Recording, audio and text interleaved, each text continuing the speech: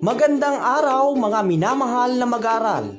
Ngayon ay iwawasto natin ang inyong mga sagot. Kasabay nito ang pagsasalaysay ng nilalaman ng bawat aralin, pagbibigay gabay sa mga gawain at pagbibigay linaw ng mga konseptong nakapaloob sa ika-4 at ika-5 linggo, ikatlong bahagi, ikalawang markahan, Filipino 4. Ang ating aralin ay tungkol sa gamit ng aspekto ng pandiwa. Inaasahan na pagkatapos ng aralin na ito ay makikilala mo ang mga aspekto ng pandiwa. Magagamit ang aspekto o panahunan ng pandiwa sa pagsasalaysay ng nasaksihang pangyayari. Matutukoy ang kahulugan ng salita batay sa ugnayang salita sa larawan, makasusulat ng talatang naglalarawan at mailalarawan ang tauhan batay sa ikinilos o ginawi o sinabi at damdamin ng tauhan. Mga katoto, kung kayo ay bago pa lang sa channel ko, huwag po nating kalimutang mag-subscribe at i-click ang notification bell para updated kayo sa mga paksa sa bawat linggo. At natitiyak kong kayo'y pagpapalain habang buhay. Ano nga ba ang tinatawag nating aspekto ng pandiwa? Ang aspekto ng pandiwa ay nagpapakita kung kailan nangyari. Nangyayari, mangyayari, o kung ipagpapatuloy pa ang kilos na nagaganap. Ang mga aspekto ng pandiwa ay ang mga sumusunod. Ito ay ang naganap, nagaganap, at magaganap. Halimbawa, tingnan natin itong ating talahan na yan. Narito ang mga salitang o kilos na nasa aspektong naganap. Natulog, naglaro. Sa aspekto o panahunang nagaganap, natutulog, naglalaro. Sa aspektong magaganap, matutulog, maglalaro. Unang pangungusap. Nagluto si nanay ng almusal kahapon. Ang ating pandiwa o salitang kilos ay nagluto, na kung saan ito ay nasa aspektong naganap o nangyari. Pag sinabi nating naganap o nangyari, ang kilos ay tapos ng gawin. Ang kilos ay naganap na, ang kilos ay nangyari na, ang kilos ay tapos na. Ikalawang halimbawa. Nagluluto si nanay ng almusal. Ang pandiwa o salitang kilos sa ikalawang pangungusap ay nagluluto. At ito ay nasa aspekto o panahunang nagaganap o nangyayari. Nangangahulugan, ang kilos ay kasalukuyang ginagawa. Ang kilos ay kasalukuyang nagaganap. Ang kilos ay kasalukuyang nangyayari. Ikatlong pangungusap. Magluluto si nanay ng almusal bukas. Ang pandiwa o salitang kilos sa ikatlong pangungusap ay magluluto, na nasa aspektong magaganap o mangyayari. Ibig sabihin, ang kilos ay hindi pa nangyayari. Ang kilos ay pangkasalukuyan o magaganap pa lamang. Gawain sa pagkatuto bilang isa. Isulat sa sagutang papel kung ang pandiwang may salungguhit ay naganap, nagaganap, o magaganap pa lamang. Unang bilang. Panonoorin naming mag-ina ang Train to Busan 2. Ang ating pandiwa ay panonoorin at ito ay nasa aspektong magaganap. Mangyayari pa lang ang kilos. Ikalawang bilang. Nakita ko si Rodlan at Kate sa parke. Ang ating pandiwang ginamit sa ikalawang pangungusap ay nakita. At ito ay nasa aspektong naganap. Ibig sabihin, tapos nang mangyari ang kilos. Ikatlong bilang. Tumatakbo sa oval ang mga batang manlalaro. Ang pandiwang ginamit sa ikatlong pangungusap ay tumatakbo. at ito ay nasa aspektong nagaganap. Ang kilos ay kasalukuyang ginagawa. Ikaapat na pangungusap. Ang lolo ko ay nagtitiis sa banig ng karamdaman. Ang pandiwang ginamit sa ikaapat na pangungusap ay nagtitiis na nasa aspektong nagaganap. Ang kilos ay kasalukuyang nangyayari. Ikalimang pangungusap. Uuwi ba kayo sa probinsya? Ang ating pandiwang ginamit ay uuwi na nasa aspektong magaganap. Ang kilos ay hindi pa nangyayari o gagawin pa lamang o pangkasalukuyan. Gawain sa pagkatuto bilang 2. Tukuyin ang pandiwang ginamit sa babasahing talata sa ibaba. Isulat ang sagot sa inyong sagutang papel. Noon malinis, mabango at malinaw ang tubig kaya marami ang namamasyal at naliligo sa Ilog Pasig. Dahil sa kababayaan ng mga tao, nasira ang kagandahan ng Ilog Pasig. Marami ang nagtatapon ng basura sa ilog kaya sa kaunting pag-ulan ay umaapaw ito. Namatay ang mga isda dahil sa marumi na tubig ng ilog.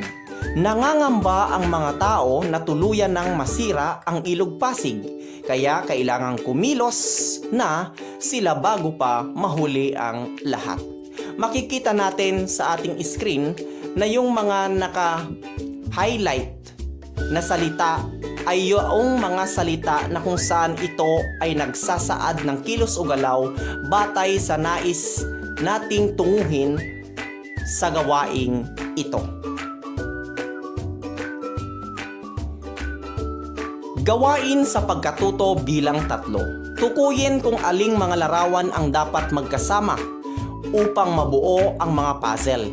Isulat ang iyong sagot sa sagutang papel ang letrang dapat magkasama.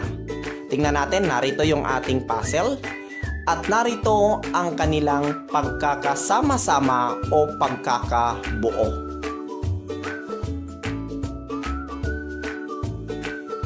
Titik A at titik F, chainsaw, ayan po. Titik B at titik C, titik B at titik E, maskulado. Sunod, titik C at titik H, gulok. At ang panghuli ay titik D at titik G, palakol.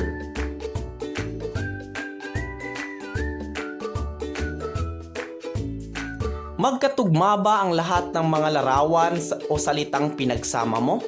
Tandaan mo na ang kahulugan ng mga salitang ito ay mauunawaan kung babasahin natin sa iyo, kung babasahin sa iyo ang iyong kasama sa bahay.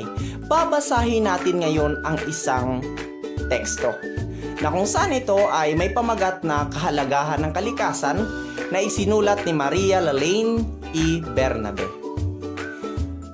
Pinakamayaman sa likas na yaman ang Pilipinas sa buong Asya. Ayon sa kasabihan, hindi lamang ginto ang kumikinang at maituturing na kayamanan. Maituturing din na kayamanan sa ating paligid ay ang kalikasan.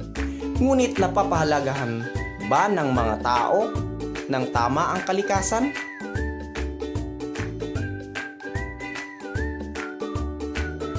Lahat tayo ay nilikha ng may kapal na may kanya-kanyang tungkuling ginagampanan. Nilikha ng tao upang pangalagaan at pahalagahan ang lahat ng nilikha. Mahalaga ba ang kalikasan?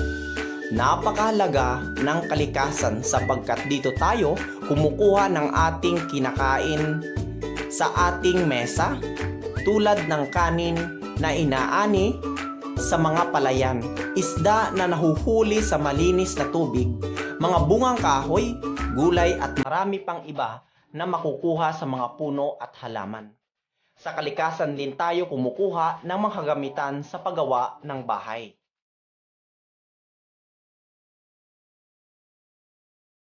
Subalit, ano ang nangyari ngayon sa kalikasan?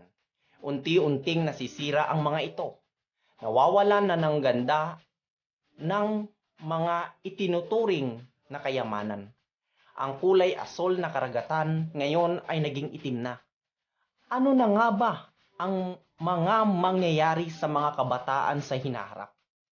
Nawawala na ang ilog na malinis na may tubig na nilalanguyan. Nauubos na rin ang punong aakyatan dahil sa walang habas na pagputol nito. Ngunit, hindi naman napapalitan. Ang hanging malinis ay nawala na rin dahil wala na ang mga punong sumasala sa hangin.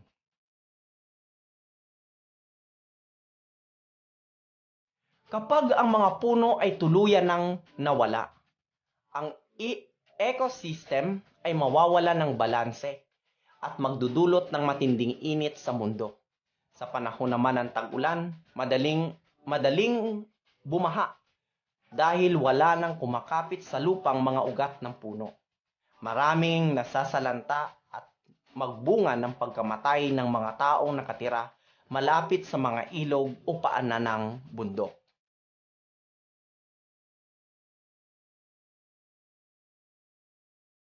Itigil na ang mga hindi tamang ginagawa ng mga tao sa ating kalikasan. Dahil lahat tayo ay maaapektuhan at madadamay. Sumama tayo sa pangangalaga at pahalagahan ang ating likas na yaman sa pamamagitan ng pagtatanim muli ng mga puno sa ating paligid. Panatilihin natin ang disiplina sa sarili. Huwag magtapon ng mga basura kahit saan. Kahit ikaw ay bata, malaki ang maitutulong mo para pangalagaan ang kalikasan. Gawain sa pagkatuto bilang 4. Sagutan ang mga sumusunod na tanong. Gawin ito sa inyong sagutang papel. Unang bilang. Tungkol saan ang binasa mong teksto? Ang binasang teksto ay tungkol sa kahalagahan ng kalikasan. Pangalawang tanong.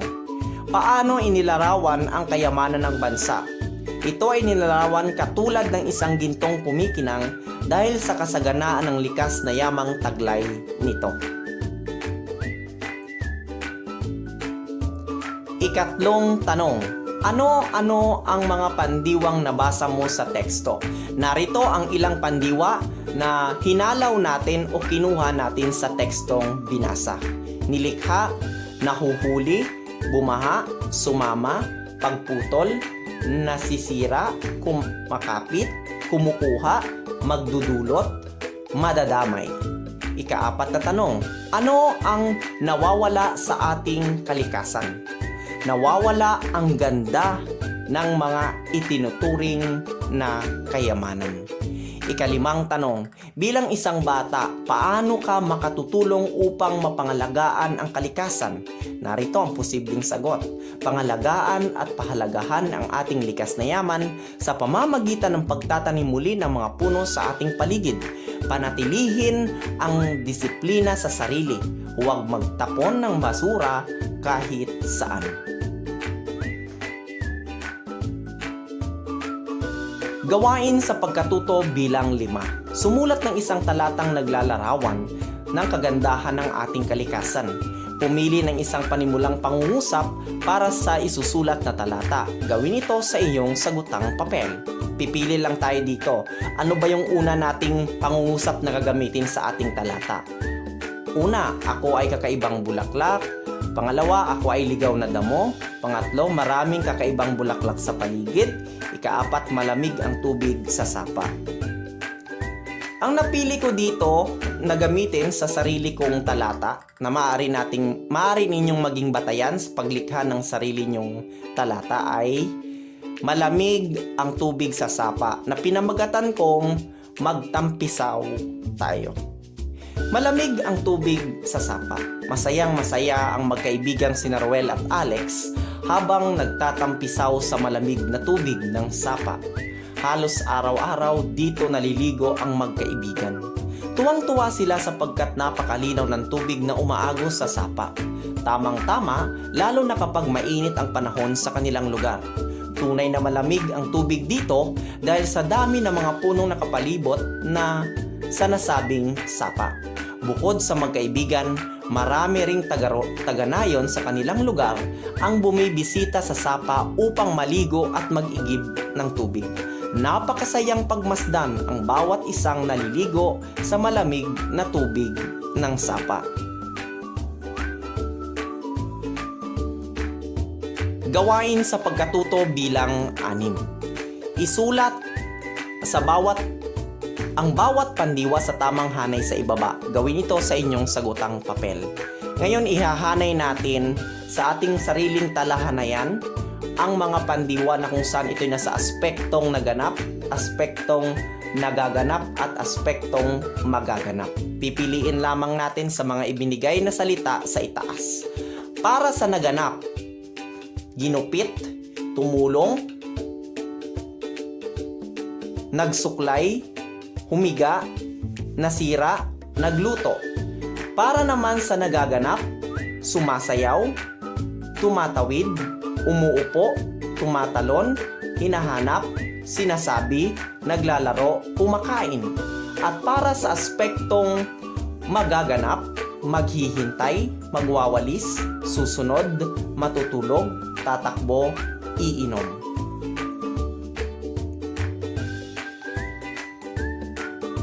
Gawain sa pagkatuto bilang 7. Kompletuhin ang talata. Punan ng patlang ng tamang sagot. Isulat ang sagot sa iyong kwaderno o sagutang papel. Sa aspekto ng pandiwa, naunawaan ko kung kailan nangyari, mangyayari, o kung ipagpapatuloy pa ang kilos na nagaganap. Muli ay lubusan po tayong nagpapasalamat sa ating mga naging sanggunian at batayan para sa araling ito. Paalaala, ang nilalaman at konsepto ng bidyong ito ay hindi ko pag-aari o maging inaari. Layunin kong makatulong sa pagwawasto ng mga gawain at pagsasanay, bigyang linaw ang mga nilalaman ng mga aralin upang mas lalong maintindihan at maunawaan ng mga mag-aral ang kanilang ginawa. Ito'y pag-aari ng kagawaran at ako'y gurong nagsisilbing kasangkapan lamang. Muli, maraming salamat sa inyong patuloy na pagsubaybay. Magkita-kita tayo sa susunod na linggo. Pagpalain nawa tayo ng poong may kapal.